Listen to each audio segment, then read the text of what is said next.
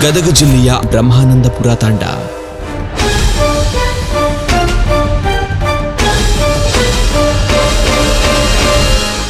ಎಂದಿನಂತೆ ಬುಧವಾರ ಸಂಜೆಯೂ ಆ ಶಾಲಾ ಆವರಣದಲ್ಲಿ ಮಕ್ಕಳು ನಗು ನಗುತ್ತಾ ಆಟವಾಡುತ್ತಿದ್ದರು.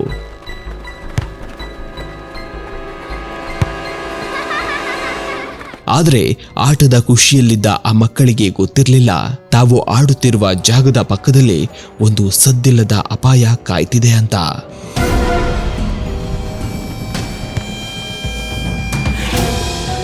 ಪ್ರಾಥಮಿಕ ಶಾಲೆಯ 2, 3 ಮತ್ತು 4ನೇ ತರಗತಿಯ ಪುಟಾಣಿ ಮಕ್ಕಳು ಆಟದ ಅವಧಿಯಲ್ಲಿ ಬ್ಯುಸಿಯಾಗಿದ್ರು.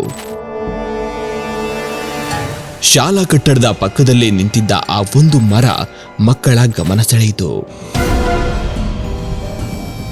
ಅದು ಬೇರೇನೂ ಅಲ್ಲ, ಕಾಡು ಔಡಲ ಮರ. ಜೈವಿಕ ಇಂಧನಕ್ಕಾಗಿ ಬಳಕೆಯಾಗುವ ಔಷಧೀಯ ಗುಣ ಹೊಂದಿರುವ ಸಸ್ಯವದು. ಆದರೆ ಅದರೊಳಗಿನ ಬೀಜ ಎಷ್ಟು ಅಪಾಯಕಾರಿ ಎಂಬುದು ಆ ಅಮಾಯಕ ಮಕ್ಕಳಿಗೆ ತಿಳಿದಿರಲಿಲ್ಲ.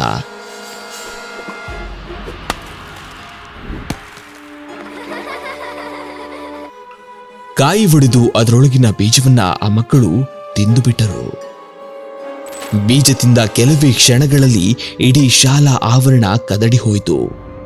ಒಬ್ಬರಾದ ನಂತರ ಒಬ್ಬರಂತೆ ಮಕ್ಕಳಿಗೆ ತೀವ್ರ ಹೊಟ್ಟೆ ನೋವು, ವಾಂತಿ, ಭೇದಿ ಮತ್ತು ತಲೆ ಸುತ್ತು ಕಾಣಿಸಿಕೊಂಡಿತು.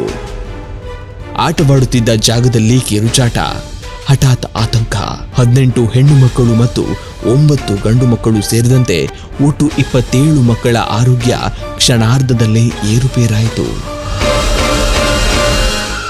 ಕೂಡಲೇ ಅಸ್ವಸ್ಥಗೊಂಡ ಎಲ್ಲ ಮಕ್ಕಳನ್ನ ಗದಗಿನ ಜಿಮ್ಸ್ ಆಸ್ಪತ್ರೆಗೆ ದಾಖಲಿಸಲಾಯಿತು.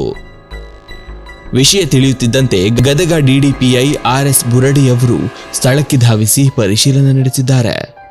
ಸದ್ಯಕ್ಕೆ ಮಕ್ಕಳಿಗೆ ತೀವ್ರ ನಿಗಾದಲ್ಲಿ ಚಿಕಿತ್ಸೆ ಮುಂದುವರೆದಿದೆ.